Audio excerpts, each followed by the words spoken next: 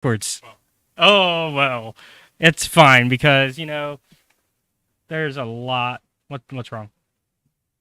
Oh, oh. Oh, it was going into the red. It's fine. It's because I'm getting excited.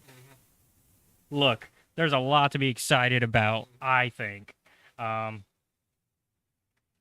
uh, Before we get into why to be excited, I'll let you do the intro while I make sure, once again, that, our fans know that we're live. Hi, this is Gabriel, your Star Wars Talk. I'm Seth and Caleb. We co-host the show. We talk about Star Wars stuff. What else do you need to know? Great. Good job. I don't think that was enough time for me to even, like... Today we'll be going over a short story featuring General Grievous, the soon-to-be deceased clone. Well, oh, yeah, the soon... Okay. I was about to say, Grievous isn't a clone, but then you continued. And we will cover some news. I think we got a new Acolyte excerpt. We got... No. So I was double-checking the excerpt thing. I haven't found it yet. But we got more information on the Acolyte show. Okay. Shadow of the Sith was what you were talking about. I think I saw somewhere we got an excerpt, but I'm double-checking. Okay. We'll also be discussing Vanity Fair. Yeah, that's where we got the Acolyte news, along with a lot of other... Yeah, they did an entire spread. So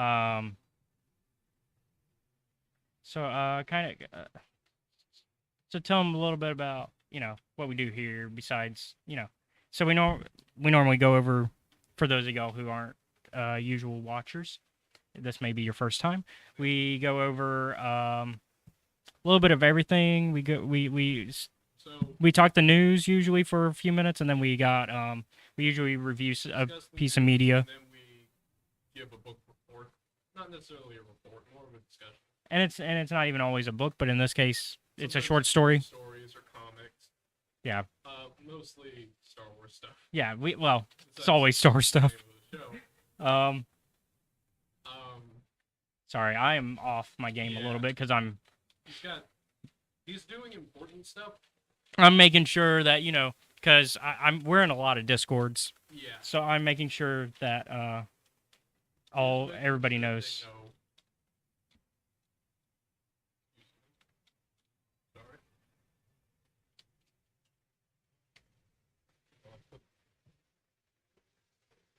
Yeah.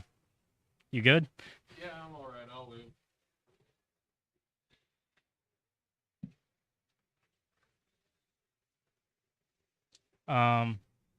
So go ahead. Let's start with a little bit of the news.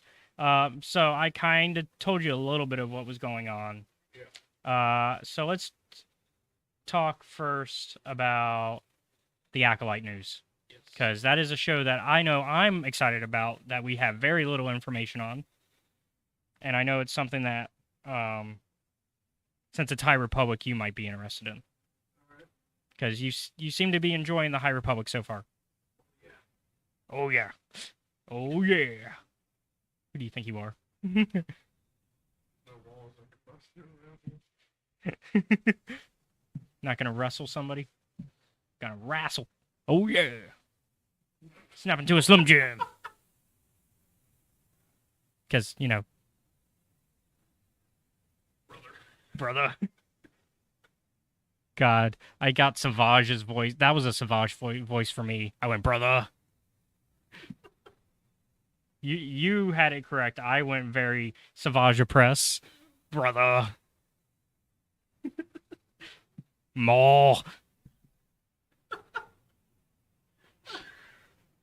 Wrong era. We're not there.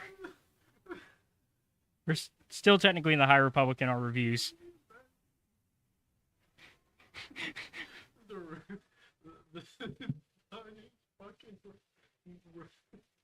Match in history. Macho Man Randy Savage versus Savage Press.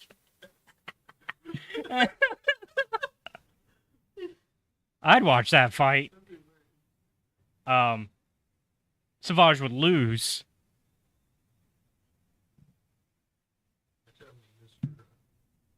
You ever been hit with a steel chair before?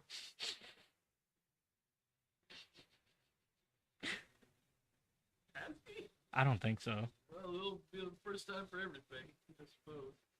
All right. Wait a minute, isn't he dead? Yeah, he's dead. Oh. Well, that sucks. Oh well. Okay, so let's talk about Acolyte. This comes from the Vanity Fair article. This is from the showrunner that's in charge of that particular project, Leslie Headland. A lot of those characters haven't even been born yet. Well, We're taking a look at the political and personal spirit and spiritual things, because they're talking about how it connects to the High Republic. They aren't. This show will be set roughly 100 years before Skywalker Saga, so we're nowhere near it yet in the High Republic era because we're still in the 300s. We're in the two. Actually, we're in the two somethings, so we still got like 100 years. We're talking about a look at the political and personal and spiritual things that came up in a time period that we don't know much about. My question when watching The Phantom Menace was always like, well, how did things get to this point? How did we get to a point where a Sith Lord can infiltrate the Senate and none of the Jedi pick up on it? Like, what went wrong?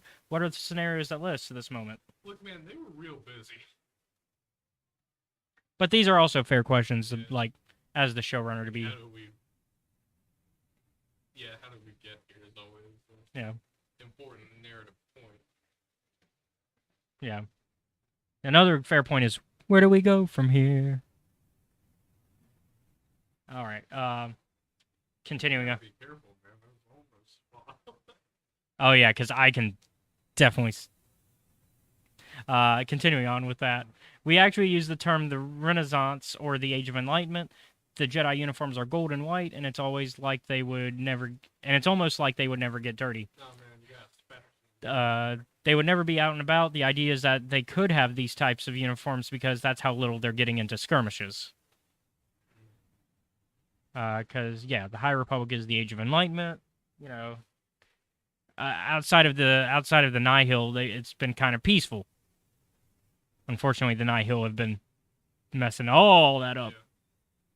I mean, there's the Drengir too, but they show up like once every now and then. Like every 8 months. Like you're dealing with the Nihil on like a weekly basis as opposed to the Drengir, which are like every 2 years. So that puts the Acolyte a little further back than I thought it was going to be, because I thought we were going to be even closer to the prequels. But 100 years, okay, so we're still a good bit back. Yeah. That's like what, kind of the midpoint between where we are and where the prequels start? About, excuse me. Sorry, choking on water there. Bad for your health. Stealing my jokes, I see. No. Okay, so continuing with stuff from Vanity Fair. We now know that Andor is arriving late summer. So let's talk a little bit. They talked to Diego Luna, a.k.a. Cassian Andor himself. He says, it's the journey of a migrant. That feeling of having to move is beyond the story, very profoundly and very strong. Behind the story, sorry.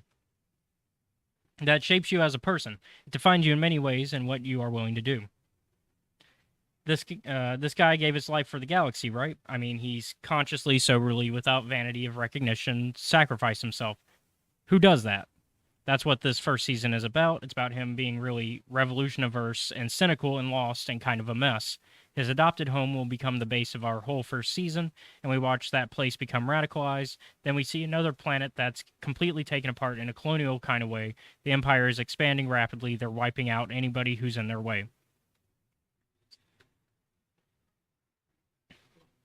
At the end, Gilroy, Tony Gilroy, one of the minds behind a lot of Star Wars, said to me, "You want to take this risk with me, man. It's you and I from beginning to end. It was like you'd been recruited to join a rebel force." I was like, yes, of course, man, yes. And then he realized he made a huge commitment. What did I just say? This will happen in London? My life is in Mexico. Holy shit, what have I done? You know, that's really relatable, man. Pretty relatable. And we have confirmation that we are getting an Andor trailer next Thursday. during Star Wars Celebration. Because we are less than a week away from that. Oh God. You just realized? Yeah. Time is a nebulous concept to me sometimes. Yeah. In that I will forget when exactly I am, not where. Yeah. Yeah, it's less than a week. Yeah. To be fair, though, I don't plan more than a week ahead. Because, well, then you would be planning for this because it's Thursday next week, so that's less than a week. I mean, we're not going. No. We couldn't get tickets. And even if we could, the hotel and the plane. That would be problematic. That's okay. I'm going to Orlando next month.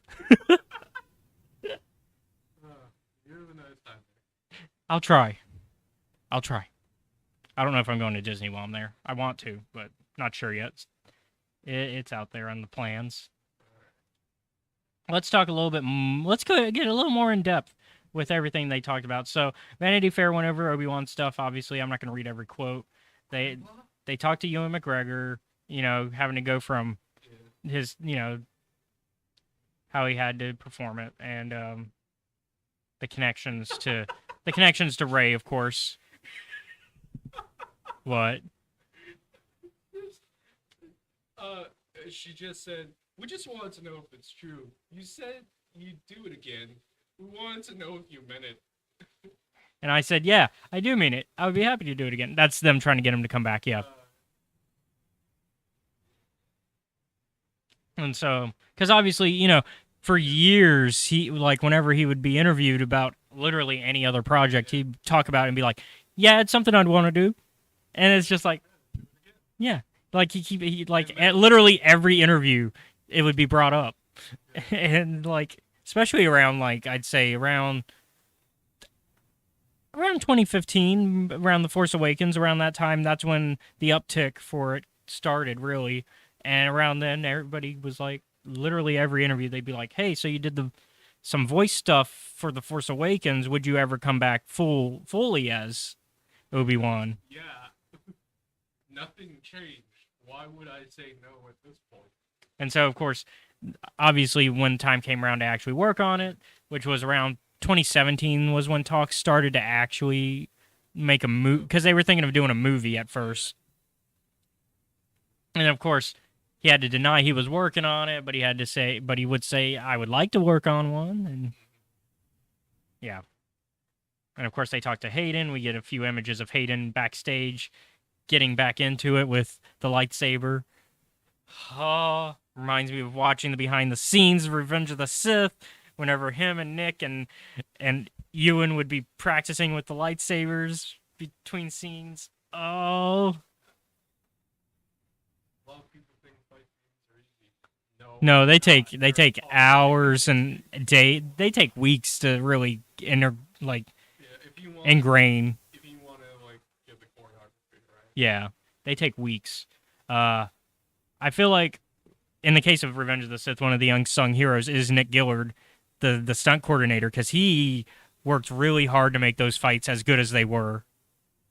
Like, Nick Gillard is the man behind the prequel trilogy when it comes to those fights. Like, if you like Duel Fates or Battle of the Heroes or literally any lightsaber fight in the prequels, Nick Gillard is the guy that brought that for us. Sure, George could come up with some of the ideas in his head, but Nick's the one that really got him to happen. And at the same time, the actors brought their own like flair to it, because you can see in the behind the scenes, Sam Jackson brought his flair for sure. Hayden brought some flair, and Ewan, as a fan of Star Wars and having a relationship to Star Wars already, because he had family member that was already in it. He brought his flair to it, and he had a little bit of, he would do the lightsaber noises, the vroom, vroom, like the famous quote of George telling him, "Hey, we'll put that in afterwards. You don't have to do that." I mean, so yes, it's fun seeing that and seeing Hayden and others and Ewan and everybody else get into it. And I like seeing the new people that we're getting because we've got Moses Ingram as Reva, aka Third Sister, and she's a great actress that I'm happy to see because she's been in The Queen's Gambit. She was in there's something else that I've seen her in. Oh yeah, The Tragedy of Macbeth. It's okay. We're not on stage.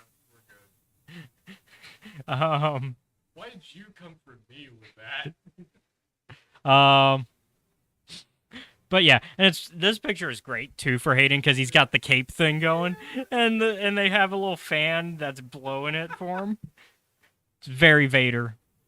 Oh no, what's his move gonna be? Probably an overhead strike. He really likes using that one. Watch out. Yeah. Much like one of the things I did notice, Obi-Wan likes to kick people in like the knee a lot. And I can't blame him for it. And so other shows that we kind of got, because there's movie news as well, but other shows we kind of got was that we got confirmation of what. So remember a while back we talked about that Padawan show that was possibly in the works, and we thought it was possibly High Republic era. It is not. It is actually going to be after episode 6. And it's going to be another John and Dave project. Jon Favreau and Dave Filoni. And people are speculating that means that we're getting a Luke Academy show. I would not be disappointed in that. I'm like, maybe it'll go better this time. Well, we already know where it goes. I know. Hey, maybe it'll be one of those things where it's like, this character is just not talked about. But yeah, Grammar Rodeo was the production title. Obviously, we don't know the final name yet. But yeah, they discussed that that's one of the upcoming shows and that it's supposed to be post return. As far as other stuff goes, before we get into the movies as well, they talked a little bit about the difficulties of like legacy characters, because the idea of having to recast legacy characters and how while Solo was a good film, that they probably won't do something like that ever again. Not because, and honestly, that's unfortunate. And I think a part of that, it's twofold. Part of it is while it made its money, it barely made its money. But that's a marketing issue in my opinion, and a placement of when it was released issue. Because it was released during the summer. It was the only Star Wars film since Disney bought it that was released in the summer. Because I think they were doing a few things. They were avoiding competing with themselves because that year in December, the new Mary Poppins film was coming out. So they didn't want to compete with themselves in that regard. Although they ended up competing with themselves anyways because Marvel films during the summer. I think that was also, let me double check. Solo was 2018. So yeah, they were competing with their biggest Marvel film yet. Avengers Infinity War. Whoops. Look, I think Solo could have beat out Mary Poppins. It could have, but at the same time, they didn't want Mary Poppins to lose money. Because when you do that, you try to avoid causing your own films to go head to head like that. The other thing I think they were doing is they were probably testing to see if they could release multiple Star Wars films within the same year span. Oh, yeah, that probably did not. Which it did not work. Because, 6 months earlier, we just had The Last Jedi. They didn't wait for the cooldown. Which I don't think you need one. I think Star Wars could work as a property where you have 2 different films within the same year. But at the same time, it requires better marketing for that to work, and that's where the problem lies, was the marketing was not great. They waited way too late to start marketing, in my opinion. Because, it was, 2 months before the film was coming out before they started marketing. Usually, you start a little bit earlier than that. All right. Usually, you normally start around the time when The Last Jedi came out, so 6 months earlier. You put your teaser and your first trailer out around then, and then you build up the hype. And what I would have done is I would have attached the Solo trailer to The Last Jedi personally. And then you make sure that the Solo trailer makes it clear that this is not episode 9, because that's also where confusion would lie. Like, make sure that the Solo trailer makes it clear that this is a spin-off film within the same universe and not the next film in the specific series that you're watching, that you're about to watch. Because obviously they're about to watch episode 8. You'd want to make sure that they know that the trailer they're watching is not for episode 9. It's for the next, it's just for a spin-off. I think it could have worked, but they basically came down and were like, we're just not going to do legacy character recasting anymore, because the other issue with that is people get upset when you recast legacy actors. But I think if you have a story that you need to tell, and it narratively works, and you're still respecting the character, it shouldn't be a problem. Yeah. And it's a discussion I literally just had in Discord. So this is fresh on my brain. Like, you can recast somebody even if they've passed away, and it can still be... You have to recast them. But no, what I'm saying is a lot of people would say, no, you can't recast them. That character's dead now. Oh. You know what I mean? Yeah. Like, going outside of Star Wars, the Chadwick Boseman situation with Black Panther, Marvel is choosing not to recast at all for T'Challa. T'Challa's dead. I personally, and it may offend some people, I personally think that's a mistake. If you have more stories to share about the character, as long as you do it in good taste and you pick an actor that can continue that legacy, I don't think it's disrespectful in any way whatsoever to Chadwick Boseman, who I respect. He was a great actor. He brought a lot to the character. But you have to admit that, hey, he's passed. If we need to tell more T'Challa stories, then we need to tell more T'Challa stories. Now, obviously, they think that they can tell a story without T'Challa, so we'll see what happens. Because, I'm not going to say that, oh, it's bad because they didn't recast T'Challa. I'm going to wait and see what they do. Because that's what I always advise people to do. I always tell them, don't call something garbage until it's out. Make sure you see the final product. Then you can complain about it if you don't like it. But don't go in with your negative preconcepts. So that's a similar discussion with Carrie Fisher now, because going back into Star Wars, because Carrie Fisher passed, but now we're just, and of course episode 9 they did the CGI thing along with unused footage. And personally, and of course what's funny is a lot of these actors have, like, either they or family have said, hey, just go ahead and recast, because the people, we know that they wouldn't have minded.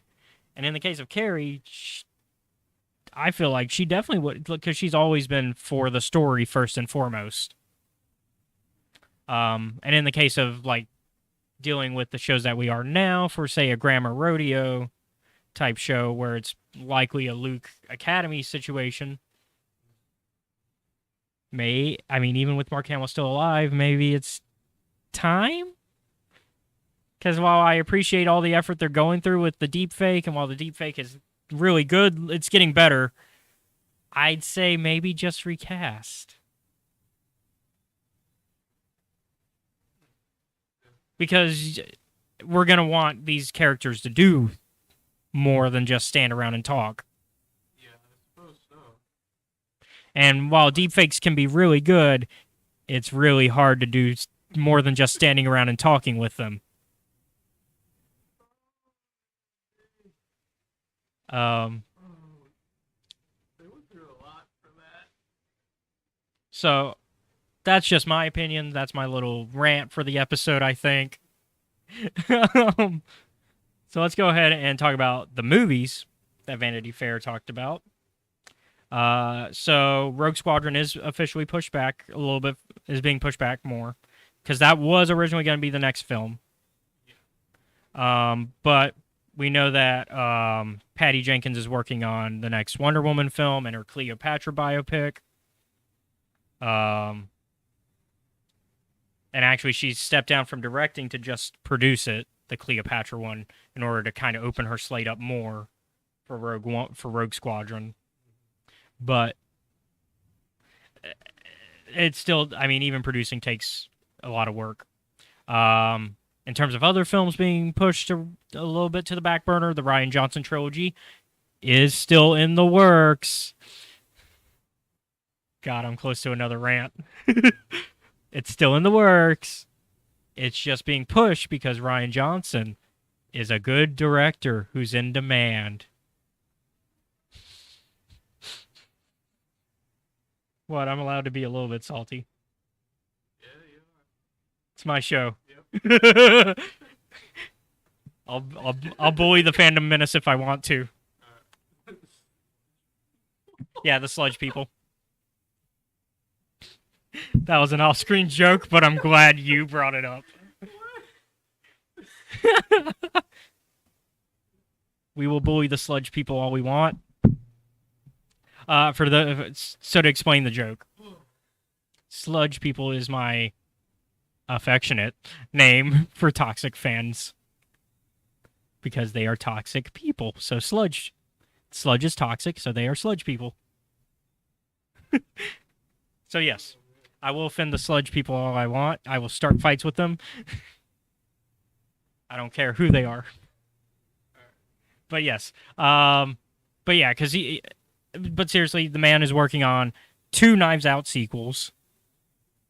Oh, I thought you said he was working. Well, he's working on 2 right. Well, he's working on 2 right now, but he's working on Knives Out 2 right now. But there is the rumors of a trilogy, which makes sense because Knives Out is pretty good.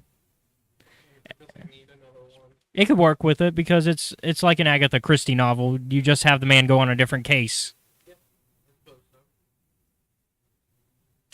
Does Hercule Poirot need to go on multiple adventures?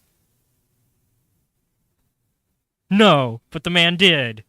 And then we cry every time we learn more about him because, God, that man is tragic. The reason he has a mustache alone.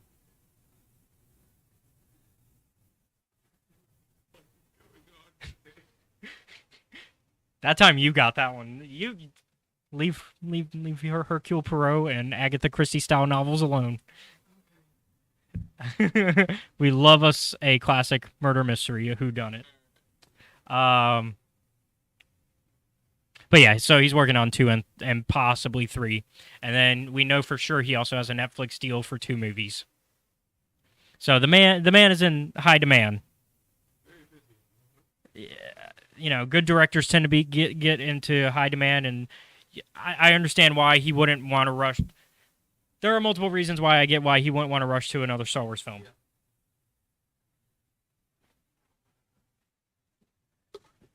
Personally, I think he's made one of the best visually looking Star Wars films ever. And I think he told a good story. I disagree with a lot of the sludge people when it comes to that. But if I was him, I would also not wish to quickly run back to the people that are being assholes to me. Yeah. Well, And also, you know, if I've been given free reign to make whatever movies I want, I'm going to make, you know, while Star Wars is a fun playground, I'm going to make a movie about whatever I want instead, you know, because he's allowed, I mean, he's getting basically free money to make whatever movies tell whatever stories he wants. Like Knives Out 2 and 3, they're probably going to stick to the Knives Out formula, but with some change, because Knives Out is all about doing the whodunit with a little bit of a twist. But Netflix movies, we have no idea what they're about. They could be about literally anything.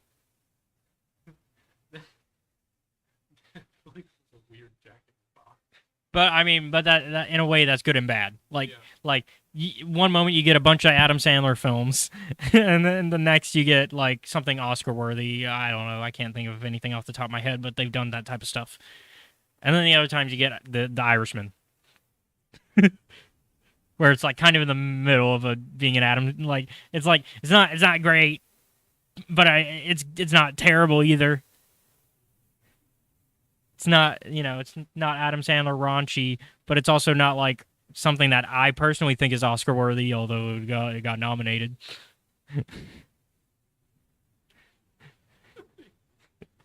Am I starting too many fights today? Oh man, keep going. Excuse me, I'll just be over there. um, Alright. so yeah. No. So That's more. yeah. So as far as the actual movie that is coming up next, it's a Taika Waititi's working on it. It's a Taika Waititi Star Wars film. Alright. You may know him as the man who brought us Thor Ragnarok, or as the man that's IG-11 in The Mandalorian. Okay. And he's actually directed some of the Mandalorian episodes, which is how he connects to Star Wars. Excuse me. Alright. You may also know him for What We Do in the Shadows, Jojo Rabbit. So, and this is a man that is also very much in high demand. Like he's working on a Flash Gordon movie, working on Akira. This man, high, and of course he's got the new Thor. He's doing Thor: Love and Thunder as well because Thor Ragnarok was really good, and people tended to like his direction with it. He brought a little bit of a different taste to Thor. Oh, apparently he's doing a Time Bandits TV show. Looking at his IMDb. What? Time Bandits, the movie? Like, No. you don't know Time I Bandits? don't know Time Bandits. What the fuck is Time Bandits? Oh, it's a 1981 classic. Well, With, no wonder. I haven't seen it. I wasn't alive then. I mean, I wasn't alive then either, but I've seen it. It's got Sean Connery, got John Cleese, Shelley Duvall, Peter Vaughn. You know what? Maybe one day you and I should just sit down and watch a bunch of old or like weird movies.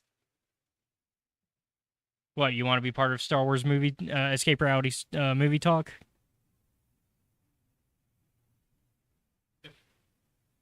I wouldn't be opposed to it. I mean, the curse is still going. Well, I can't do it this week, certainly. Yeah. I've got too much. Yeah, no, you're good. All right, so that's it for that type of news, I think. We'll cut out that and that. We will not talk about Kumail Nanjiani's hints towards his character in Kenobi. Because that's been a big thing that the fans have been speculating on. But we'll skip that. There was an Owen Lars clip, but we'll leave that alone. We'll talk about the two more things. One of them is one that I am very excited about.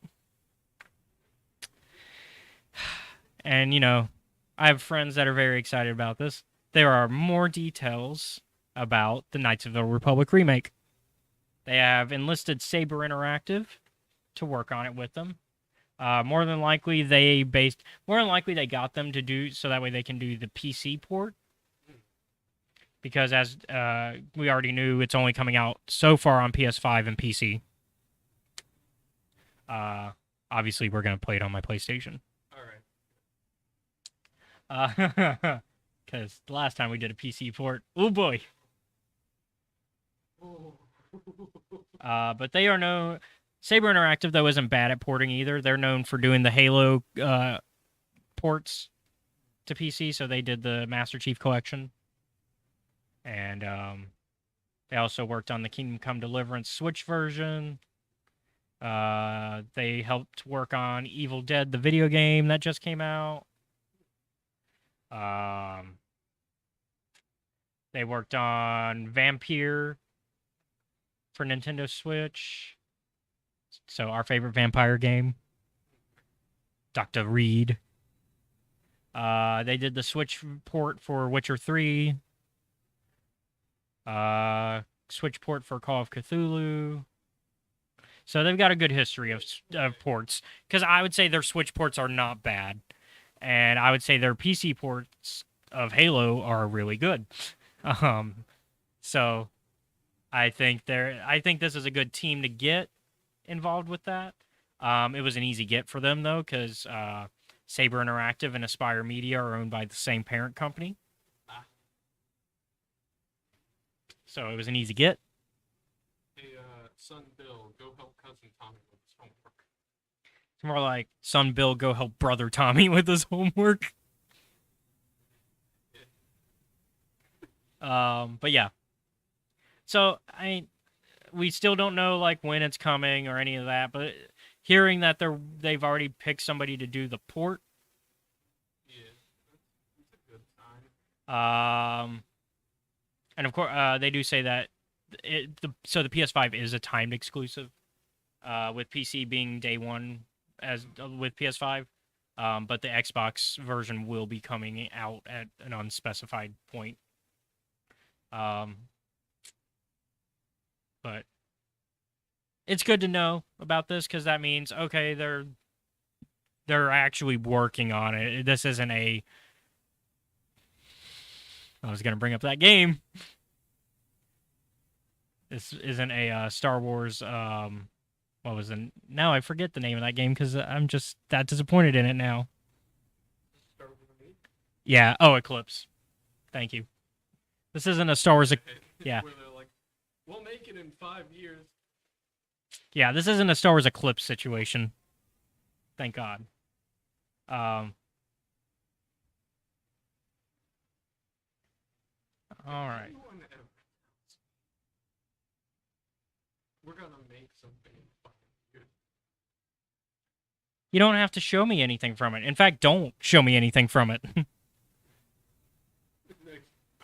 Like you can tell me you're making it, just don't show me anything from it because that tells me that it's coming out sooner than you're telling me.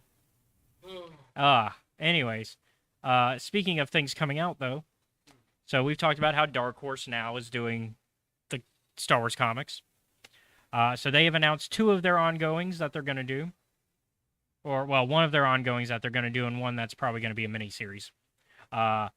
So to replace Star Wars Adventures, because IDW did Star Wars Adventures along with High Republic Adventures. Star Wars Adventures was basically they could tell stories from whatever point in the Star Wars timeline they felt like.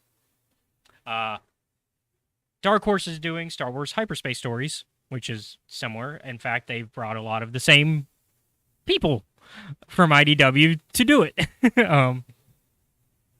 They also brought in some people that were already part of Dark Horse. Like they brought the artist Lucas Marangon, known for Star Wars Tales, which was a similar setup, except Star Wars Tales was more of a we're gonna just tell any story we want, and it's not gonna be canon sometimes. So we're just gonna tell whatever stories, even if they're just goofs. In this case, I assume hyperspace stories similar to Star Wars Adventures are going to be canon. The first one is going to be, they've already talked a little bit about what the first story will be, is Grievous kidnaps Padme during the Clone Wars. Anakin and Obi-Wan have to save her. Alright. That's the first issue. I do like the cover art for the first issue. Looks like there's a Wookiee hiding behind Padme. For context, it is a child. Yeah. I guess this is. I don't want to spoil Brotherhood. I'm not going to say my thoughts on the Anakin look. So we'll move on. The other comic that they're bringing is another IDW. This one is specifically something IDW started. So you know how IDW was doing the Tales from Vader's Castle every year? So basically they did their Halloween mini series. The one that prompted my question of why the fuck do you keep going back there? So It's like going back to Camp Crystal Lake. Stop going there. So this October, they are doing something similar. They even brought Kevin Scott in to work on it because Kevin Scott did Tales from Vader's Castle. Kevin Scott also, has worked on a lot of the High Republic stuff. He did the comic. And this one is called Tales from the Rancor Pit. Oh boy. Um, and similar to Tales from Vader's Castle, it's going to be a bunch of different stories that are just revolving around the Rancor pit. According to StarWars.com, it's set amid a backdrop of a dark and stormy night on Tatooine in the dungeon of Jabba the Hutt. The creepy offering includes clanking droid ghost, the chilling Wampa caves of Hoth, and a monster hunt with Saber for hire Ty York. Yes. I guess you really like Ty York. Back, baby. Yeah. There is some speculation of whether this will just be a retelling of the Monster of Temple Peak for Ty York, because Even if that's the case, I'll take it. Especially if it means we get a print version, like not just the single issues. But I would prefer if it's a new story, because that story has now been told. It's canon. There's no reason to tell another story of it. So that is the two that we know so far of things that are like, we now know an ongoing one and we now know a miniseries. All outside of that, we also knew about Quest of the Jedi, which is going to be the High Republic series that they're doing, which is going to be written by Claudia Gray. Okay. And that's going to be part of the Phase 2 of the High Republic. And More tragedy. Great. and that's going to be in October as well, that starts. And then we don't know when it's set yet. Oh, sorry, we don't know when the first issue of Quest of the Jedi is coming out. We know that the Phase 2 of High Republic starts in October, because that's when we know the first novel's coming out. And then we also know that they're working on the omnibus for the Star Wars Rebels mini comics that were in Rebels magazine. That was a UK exclusive and then became a Germany exclusive. So I'm glad about that, because that's the one that you've heard me make rants about, that I was like, man, I wish they would just reprint that, because I think everything should be localized to everywhere. And then they're like, the very next week, they're like, oh yeah, by the way, Dark Horse is working on that. I guess sometimes they do listen to my rants here on this show. Maybe if I yell into the void hard enough, something will happen. Yeah. All right.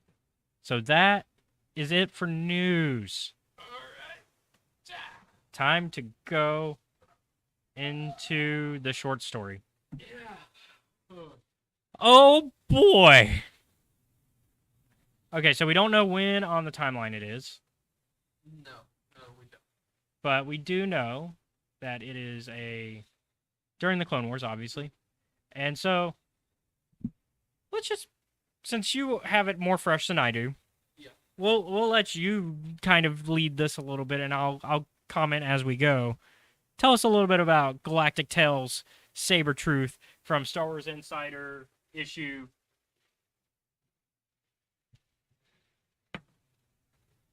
210. So, our story begins with a clone trooper named Checklist doing his job. Yeah, he's checking a list. Yep. He's making sure everything's in order as it's supposed to be. When he notices, And he's just thinking about, he's just like, man, I enjoy my life of just making sure everything's in order. thank God, people aren't shooting at me. So, he's like, those are some real weird boxes. Those aren't supposed to be here. So he goes over to him and is immediately bisected by Mr. Grievous. Who was hiding in the box?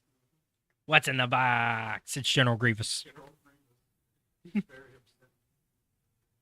upset. Because it turns out that he, along with his Magna droids and a few other, I think it's just him and the Magna droids, actually, they've all snuck aboard this ship. And while the Magna droids are like, hey, why didn't we just, attack the ship from the outside? That would be a bad idea. These guys are very good at space battles. Also, it would be too obvious of an approach. Yeah. So, And he actually flashes back a little bit throughout the story to being trained by Dooku. yeah. And we get one of the infamous quotes from the Gindie cartoon canonized in this story. I don't know if you remember from the Star Wars Clone Wars Gindie cartoon. I will read the quote as it's written here in the short story. Stop using standard attacks. utilize the unorthodox. Although in the original it's use the unorthodox. Uh, so that is now canon, and that tells me that. But here it's used differently because in the original cartoon, it is used specifically for lightsaber dueling, and that Grievous should, don't just attack the standard way, change up your tactics so that way the Jedi can't catch on because Jedi are going to use the Force to know what you're doing. And you're not a Force user, so therefore it's going to be easier. You have 4 arms. You can stab in 4 different directions. You also have clawed feet that can be used as well, which is he has utilized. Here though, it is changed up to not just mean lightsaber combat. It's also to be actual like strategic advice on a grander battlefield scale. Yep. Which I think is interesting. I remember. Like, oh, you could hear the quote in your head as you were reading it, and you're like, why do I remember this? No, I remember that like Grievous is trained by Dooku. Yeah. I don't remember where I learned that from. It was from the Clone Wars show. I remember that is one of the things that is like, hey, couple of things. You're not a Force user. You're gonna have to be weird about it. Yeah. Let's see if I can get away with pulling up the clip a little bit, but you keep narrating. And so the Bad droids are like, alright, that's fine. And so they continue and they go in, and essentially they're like, the clones and the captain were not expecting this. Yep. So they take over the ship really quickly. And yeah, like really fast. Yeah, like in the space of 3 sentences. Yeah, maybe not even. And then by the time they caught it, he starts like interrogating the captain and all that. And so we get a little bit of that. Yeah. I did find that clip. Let me see if I can. Captain Law is the name of the captain. Yep. At this point, let me put it here. Killed a Jedi or 2. Yes, he has already done so because he has a couple of lightsabers that. Yeah. So here's that clip. It is up there for them, but for us, it's going to be here. Stop using the standard attacks. Use the unorthodox. There it is. So that's our stop using standard attacks. Use the unorthodox. There you go. So that is from the original. So yeah. So I was really happy to see that. Gindi even gave him that line of dialogue, considering how much he hates it. Yeah, Gindy's a very visual director. Yeah. I mean, have you watched his new show yet? I have not watched Primal. I want to. Oh, it's so good. Literally, he's just like, fuck dialogue. There is no dialogue. There is be needing this anymore. not, and I don't even need it to make you cry because you're gonna cry anyways. First episode's gonna, but yeah. And so Grievous is Grievous and does what he does. Starts threatening. Yeah. Unfortunately, the captain. So I know that Grievous is a cyborg. Yes. I do not know how it happened. Is that one of the things? So in Legends, so we don't have a canonical answer yet. In Legends, he got into a crash with a Hutt ship, and that's what caused most of his physical damage to the point of needing. And he made a deal with the Separatists and was like, "Hey, I'll be your general because I come from a warrior clan. I hate the Jedi. I'm willing to do it. Just keep me alive." And then we learn later on that it was the Separatists who set up the crash to begin with. Grievous never learns that, though, but... I see. They, Were you about to make a reference of some sort? Oh. But so that's the Legends answer. We currently don't have a canonical answer. Okay. But he is from the Kaleesh warrior race. We know that something happened to him, and we know that he really, really hates Jedi. Yep. I suppose those are the three things you really need to know. I know, at least in Legends, the reason for his hatred of Jedi is that the Kaleesh asked the Jedi and the Republic to help them because they were being attacked by a different race. Unfortunately, the Kaleesh were not part of the Republic, so the Jedi couldn't intervene. And then it turned out that the race that the Kaleesh were in conflict with were part of the Republic, so the Jedi helped them instead. Oh. And unfortunately, the Jedi didn't know everything going on and didn't know that they were helping the aggressor. But that's the once again that's the Legends answer. I don't know if that's the canon answer to why he hates Jedi. But yeah. Speaking of Jedi. Speaking of Jedi, unfortunately, the captain gives away a little too much information. He doesn't actually say, "Hey, there's a Jedi on ship," but he gives away enough information that they figure it out. Like, I've asked all these menacing questions and saw the reactions to them. Yeah. So, ergo. And also like certain wording to like the answers that he did give. So there is a Jedi on this ship, and I believe as soon as he figures that out, that's when the Jedi comes out of the shadows and just goes, ah! He just tries to strike him, starting a fight. I don't know why people feel the need to screen from the sneak attack. But they do it. It might be best if they didn't. We do know Grievous's original name. Kaiman Jia. I'm sorry if I butchered it. Kaiman Jia. That might actually be a better pronunciation of it. But that's his Kaleesh name. And so Grievous is just like, alright, fair. So of course the fight begins. Because of course it does. And essentially, Grievous, during the course of the fight, is like talking shit to the Jedi. Meanwhile, he is being separated from his Magna Guards as he's very focused on just killing the Jedi and not doing what he's supposed to be doing. Which I think is like stealing some artifacts. And so over the course of this, it's like one Magna Guard down, another one. Yeah, the Jedi does a pretty good job of clearing the backup. They're spending... Unfortunately, the ship is not doing so great. Yeah. And so, over the course of the fight, the ship gets a bit destroyed. Yeah, because there is still an actual space battle that is going on outside. It's just Grievous figured we'll sneak on and make it easier for us to win. And so, they're doing that. And they make the fight kind of leads them to the escape pods as they're fighting.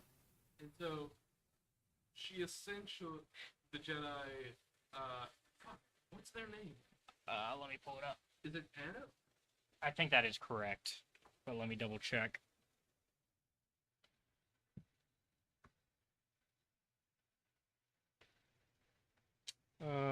Yep. Anip Redie. Hey, she ends up better than the last person with the word die in their name. She actually doesn't die. So, Anup is continuing to separate Grievous from his Magna droids. And Grievous, meanwhile, is like making small talk about the lightsaber hilts. Like, hey, can you tell me about that lightsaber hilt you've got in your hand? I like collecting, lightsabers. And and he actually shows a little bit of like actual like almost artistic appreciation for them. Because he's like, oh, I recognize that hilt as being of a similar design to a High Republic style. Yeah, it's like Grievous is a Star Wars equivalent He- for lightsabers as a gun nerd. Yeah. He's almost like It's almost like a Thrawn level of appreciation. Like you know how Thrawn appreciates art from culture, Yeah. except if Grievous specifically chose lightsabers and nothing else. And he's like, I like that design. And I don't think is talking much. They're very much like leading him away. Yeah, from what I'm double checking, she does a lot of like facial expressions, and that's just like enough for Grievous to be like, "Oh, I can continue talking about this. Cool." And so, as they're like fighting, they do get to the escape pods, and she essentially sidesteps him. Yeah, she basically shoves him into one, And and so when Mia's like goes to like cut, and she's like, "You don't want to do that, because if you do, then you're just gonna fly into space.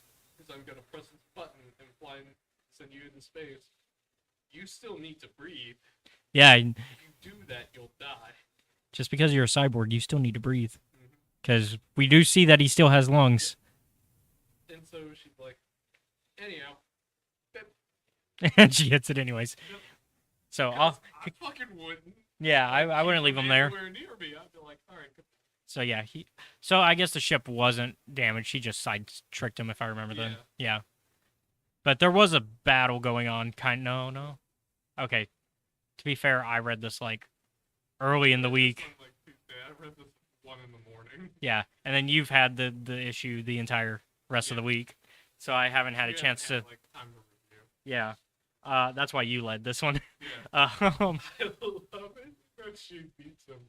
Not by like outdueling or out. no, she just outsmarts him. She just goes. It's kind of like a cartoon the way she's just like, She, if I'm using fighting game like terms, she beats him by ring out. yep. So, and he actually kind of like, he's like, man, I wish I took that lightsaber, but also like I respect that how she won. Like, I wanted that, but fuck, that was pretty fun. Like, I think another thing is like, man, Duker's not gonna be happy about this. Yeah, because once again we get another quote that's from the original Clone Wars cartoon. Don't let your pursuit of trinkets cloud your reality. The quote's a little bit different, but it's the same tone and same message. I think it's cloud your judgment is what the original quote is. So same message. He also does go into like a little bit of an examination of like, if you're going to fight a Jedi, what you need to do is uncenter them, essentially. You need to make them scared, and if you don't have that, then your best option is to retreat. Yeah. Because, if you're losing, sometimes it's better to just run away. Yep. You're a villain in Star Wars. Your best option is to just say, fuck it, I'm out. And then try again next time. Yep. What are the Jedi gonna do? Kill you? I mean... Ignore the fact that both It- Dooku and Grievous are fucking dead. Well, I was going to say also... I was going to say my players in my Star Wars game. Well, I'm not a Jedi, so... No, but you've witnessed it. Yeah. You've witnessed the Jedi murders. That was really Jedi, though. 4 was a Jedi. Yeah, but I mean in spirit. 4 was a Jedi. Alright, yeah, I suppose so. Anyways. So overall, I think this was another good story. Yeah. Another nice story. Yeah. Another nice Star Wars Insider issue. Didn't read any of the articles this time, No. which is fine because we're running out of time. Yeah. So that kind of works out this time around. Good. Yeah, next issue. Very long. Yeah, well, it's a short story. Yeah. Very short. This one was shorter than the Zam one. Yeah. I was okay with that actually though, because like it told the story it wanted and then it left. It was like Alright. it was like, here's Got a the job done. Goodbye. yeah, it's like, here's a story I wanted to tell. It's a story of a guy living in a dangerous world. But yeah, In terms of like between the two, I do think I like the Zam one better. the Wessel run, Yeah, the Wessel run. but I think that's Well, Zam is also a character that we don't know as much Yeah. about, so it's nice getting more information. And then we get a little bit of that. We had a little bit of that Django Zam relationship that we know existed in Legends, but we don't have anything of in canon. yeah. So it was nice seeing that in canon. Next time Next time. from Star Wars. Well, there's two next times I want to talk about. Oh, Let's talk about next Star Wars Insider. all right. Dexter Jetster story next time. Yeah, I think okay. It'll be interesting to see that. That'll be another. It's another Galactic Tales story that they've been doing. Dexter is like, I think me and you discussed this on another show. He's like the good guy that lives in. He's like a good person who lives in a bad part of town. And once again, I've been reading Brotherhood every little bit, every now and then. Although I'm gonna restart it when we officially talk about it, so that way I can have it real clear in my memories and all that. Not as It's more. We learn more about Dexter, and some of that. He's still a good guy, but he's definitely a guy that he's he's an information broker. So like, he deals with the shady all the time, kind of his thing. But he does so in a way that's like keeps him on the clean end of things. well, Like his nose is still pretty clean, even if he knows a lot of information that, maybe you shouldn't. yeah. Like he knows what bounties are out there and all that stuff and stuff like that. He also lives in the terrible part of town. His diner is in like a very bad part of town. And then, oh yeah, the other next time. Let's talk about next time for our show. We are going back to the High Republic. We are finishing the comic run of High Republic, the mainline comic. We'll be reading volumes 2 and 3, which also include the also includes Eye of the Storm comic.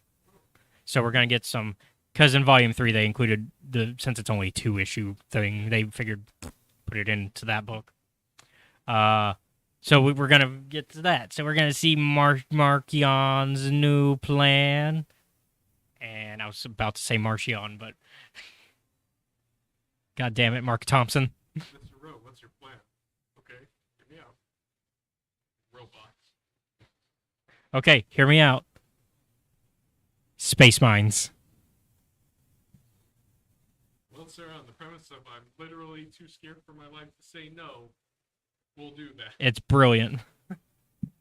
But yeah, so that's next time. And then the week after that will not be our Brotherhood one. Our Brotherhood one is going to be on the 11th. Okay. So 3 weeks from now. Next week, of course, we're also going to... Oh, go ahead. Yeah, get something to drink. Next week, we're also going to definitely be talking about stuff going on at Celebration, because by then we'll have gone 2 days of Celebration. So we'll have definitely lots of news to talk about then. Because we'll have already had the live action panel for all the live action shows. Because that's Thursday. And then I think we'll have also had our animation panel with Bad Batch. And so we'll have a good bit to talk about by Saturday. And then, of course, when we're airing, Celebration will still be going on. So there might even be stuff to talk about while we're in the middle of the show. So, yeah. But thank you guys for watching. Be sure to like and subscribe to the channel if you're watching us on YouTube, which is youtube.com/Escape Reality Films. If you are watching on Twitch, be sure to subscribe and follow. That's twitch.tv/CJ Star Wars 94. And if you want to show us a little bit more support, you can follow us on you can be a patron on Patreon. which is patreon.com/Escape Reality Films, where you can get access to our Discord, where you can hang out with us.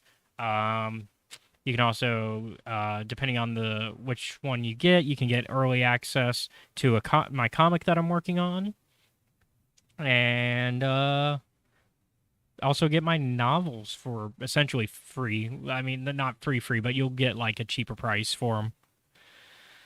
All right, and let's also thank Gamers and Geeks, our local gaming shop here in Mobile, Alabama, who have allowed us this studio space along with Mobcast Network, the other podcast network that actually owns this studio. Gamers and Geeks is here in Mobile, Alabama, off of Moffett Road, and you can basically, if you have trading card games or board games you like, or miniatures, basically anything, they've got it. They also have a few comic books here and there that you can get. If you like classic arcade games, they've got an arcade in the back where you can pay $10 for the day to do a free play sort of thing. I think all the machines have been set to where you just hit a button. You don't have to put any money in because you've already paid. And then, of course, next to them, you got Engage Gaming, which is another shop that shares the same building. Engage Gaming is where you can pay a monthly membership and basically have access to all their consoles that they offer. So I don't know if I need to double check. I think they've got PS5s and the new Xboxes, but I'm not sure. But I know for sure you can PS4, Xbox One, PC, VR. They've got it, and they also offer the games. So if there's certain games you want to play that you don't have, they offer them. And all that's for just a monthly fee. Also, going back to Mobcast Network for providing the space. We do the we have, if you want to check them out, they're youtube.com/Mobcast Network. They have a few shows going on. We got Tuesdays with Scotty, where we have a guest on every week, and we talk about whatever Scotty feels like. I think this week we just had, let me double check who we had this past week. Well, I'm double checking that. I know this upcoming episode, we just had so this week we just had Dr. Ann Guzzi from South Alabama. She's a professor there, and they talked a little bit about horror films, because she teaches a horror film class there. And they go over, like, because she's an English professor, so they go over, like, all the intricacies of horror and all that. They talk about their favorite horror films. And then we also have Cult Movie Cantina, which came back this week with the episode going over 3 O'Clock High, which had a guest from an actor that was actually in the film. We had Richard Tyson, who is a local actor here in Mobile, Alabama, who made his debut in 3 O'Clock High before going into other films such as Kindergarten Cop as the main villain. And then I know that this upcoming week, we're going to work towards having a Star Wars, My Star Wars Life episode, because I know that on there they want to talk about what we talked about with the Vanity Fair articles. So there's a lot. And then, of course, soon we'll be starting our Obi-Wan spinoff show for that on Mobcast Network, where we're going to talk about the show as it's airing. Whereas you and I were going to wait till it's finished. Which that one's going to be a fun episode too, because for us, we've got a guest for that episode. So that's going to be fun. All right. Well, once again, thank you guys for watching, and you guys have a good one. I have spoken.